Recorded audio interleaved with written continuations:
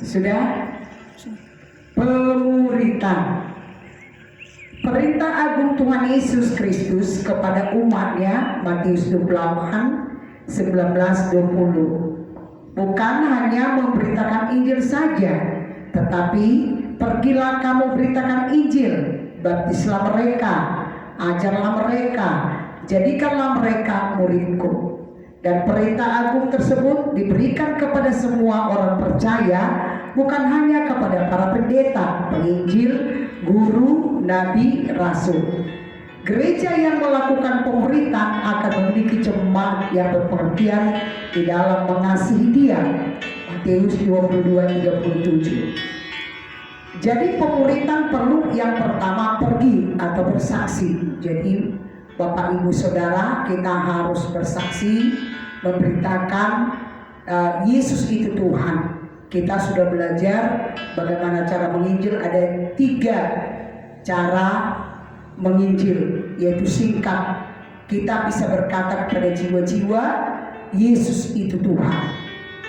Yang kedua, kita bisa bersaksi memakai pengalaman hidup kita, perubahan yang terjadi dalam hidup kita.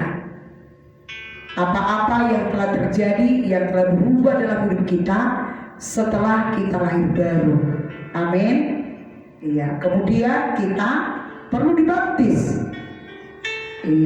Baptisan selam, bukan baptisan percik. Baru kita training dasar atau belajar firman. Kemudian saudaraku, baru kita menjadi murid. Jadi agar seseorang itu bisa menjadi murid, harus diinjili, kemudian dibaptis, kemudian belajar firman Tuhan, atau yang biasa dikatakan dalam gereja kita training dasar rohani Kristen. Dari perintah agung tersebut diberi kepada semua orang percaya, bukan hanya kepada para pendeta. Jadi katakan, semua kita adalah penginjil, semua kita adalah pemurid. Banyak gereja hanya melaksanakan 2 bagian pertama saja, yaitu bersaksi dan dibaptis. Sedangkan 2 bagian terakhir kurang diperhatikan. Akibatnya perintah agung hanya ditekankan pada penginjilan, bukan pemuritan. Padahal pemuritan adalah prinsip yang paling berhasil dalam pertemuan iman anak-anak Tuhan dan gereja. Kisah 19 ayat 1-10, bagaimana pola penginjilan Rasul Paulus. Pada kenyataan dari kegiatan penginjilan dilakukan sangat sedikit yang melaksanakan pemuritan. Persoalan kita bukan kurang KKR, tetapi kurang pemuritan.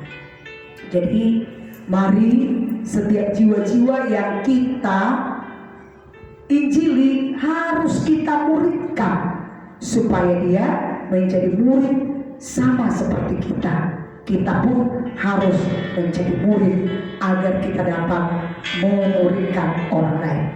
Persoalan kita bukan kurang KKR, tapi kurang pemuritan. Pemuritan yang diorganisir dengan baik akan mengakibatkan pertemuan gereja yang luar biasa. Mengapa pemuritan penting? Pertama, seorang bertobat baru rohani merupakan mangsa empuk bagi setan, sehingga sangatlah kejam kalau kita sampai melantarkan bayi-bayi rohani. Matius 12:43-45. Apakah yang dimaksud Tuhan ketika Ia berkata kamu pembuat kejahatan? Kalau kita baca nanti pada Matius 2 ayat 21-23, yang dimaksudkan itu adalah mereka yang melahirkan bayi-bayi rohani dalam penginjilan tetapi tidak memuridkannya, membiarkannya terlantar. Yang kedua, pemuritan yang memberi pengetahuan akan firman Tuhan kepada mereka akan merubah hidup mereka kepada keberhasilan. Pemuritan merupakan cara yang paling efektif untuk mengadakan murid-murid sehingga perintah agung dilaksanakan. Jadi harus kita belajar menjadi murid dan supaya kita bisa memuridkan orang lain. Jadilah murid. Amin. Pelaksanaan pemuritan pemuritan. Gereja Kemenangan Iman Indonesia GKI menyadari sepenuhnya akan pemuritan ini. Itu sebabnya GKI mengharuskan seluruh jemaat mengikuti training dasar rohani Kristen dan mengikuti ibadah kelompok sel. Jadi kita semua jemaat harus masuk dalam kelompok sel. Pada KKS inilah jiwa-jiwa dimuridkan. Di KKS inilah saudara diperhatikan. Pemimpin KKS mendoakan saudara, pemimpin KKS memuridkan saudara. Dan milikilah hati yang mau menjadi murid. Katakan, hati saya adalah hati murid. Anak-anak Tuhan harus rindu menjadi murid. Katakan, Tuhan, jadikanlah aku menjadi murid-Mu. Sekali lagi katakan, Tuhan, jadikanlah aku murid-Mu. Semua anak Tuhan yang lebih tua rohani atau biasa kita sebut kakak rohani akan menjadi pemimpin KKS.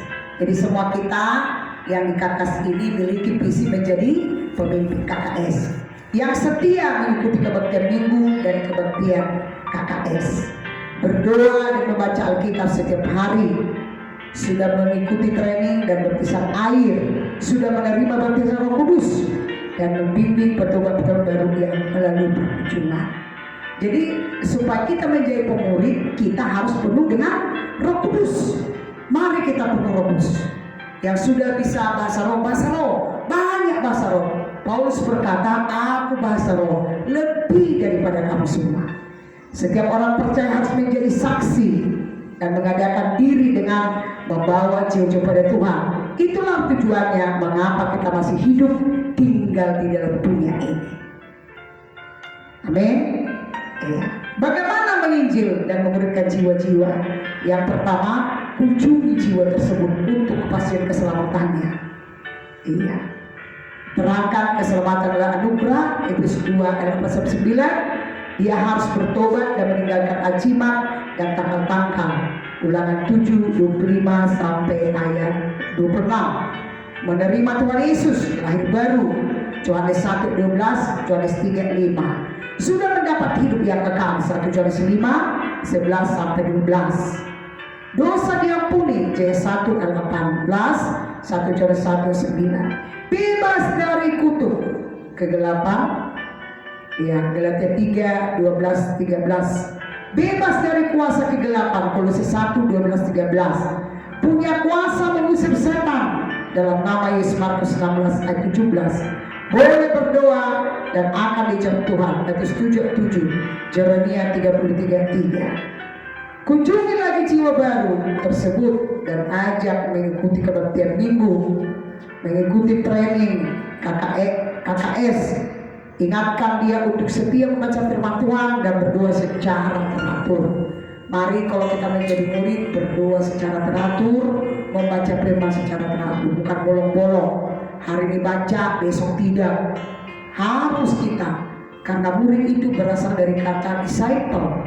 Disciple berasal dari kata disiplin. Jadi dari kata disciple lah, di Indonesia kan menjadi disiplin. Jadi kalau kita mau menjadi murid Tuhan harus disiplin. Iya. Kunjungi lagi jiwa baru tersebut dan ajak mengikuti kebaktian minggu, mengikuti training dan KKS. Ingatkan dia untuk tidak membaca firman Tuhan dan berdoa secara teratur. Ia perlu bersekutu dengan anak-anak Tuhan. Ibrani 10:25. Tanda mujizat dalam kebaktian dan ia akan memperoleh iman dan kesegaran. Roma 10:17, 2 Korintus 3:17. Apa gunanya mengikuti KKS? Sesama anggota tubuh Kristus saling mengenal, saling mendoakan, saling menolong. Pemimpin KKS mengenal setiap anggotanya. Pemimpin KKS akan menunjuk seorang anak Tuhan yang lebih tua rohaninya untuk memberikan pertobatan tersebut.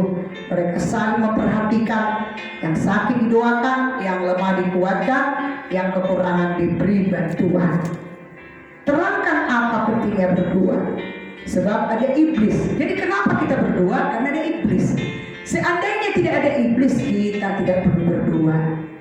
iblis mencoba menggagalkan kita lari dari jalan Tuhan, dari rencana Tuhan.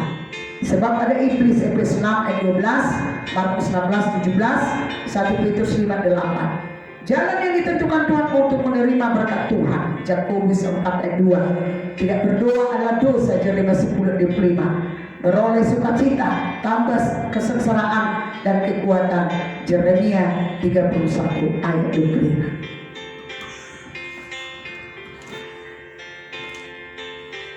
Terangkan pentingnya membaca Alkitab. Jadi sebagai pemurid atau kakak rohani, pemimpin kakak, terangkan kepada jiwa-jiwa baru pentingnya membaca Alkitab. Yang pertama, sebagai makanan rohani. 1 Petrus 2:2, bertambah teguh dalam keselamatan. 1 Yohanes 5 ayat 13, menambah iman, Roma 10:17. Doa dijawab Tuhan, Yohanes 19 ayat 7, 1 Yohanes 5 14-15. Firman Tuhan berkuasa mengobatkan kita, Yohanes 15:13, 17 ayat 17. Membawa sukacita, Yohanes 15:11. Membawa damai, Yohanes 16:33. Membuat bijaksana, jauh dari dosa, Mazmur 19:8, Mazmur 119 9 dan 11. Membawa keberhasilan, Yosua 1:8, Mazmur 1 ayat 3. Mari kita melakukan dan mengenapkan bagian kita dengan sukacita, maka Tuhan akan melakukan dan menggenapkan seluruh janji firman-Nya dalam hidup kita. Jadi muridlah yang terangkat, bukan pelayan, bukan pendeta, bukan yang lahir baru, tetapi kalau kita menjadi murid, maka kita telah terangkat. Jadilah murid-murid Tuhan Yesus. Murid Tuhan Yesus artinya sama seperti Yesus. Haleluya. Mari kita berdoa. Tuhan Yesus yang baik, jadikanlah kami semua menjadi murid-Mu yang Kau kasihi. Takut akan Tuhan, sampaikan kami, jadikan kami semua menjadi murid-Mu. Di dalam nama Yesus kami berdoa. Amin.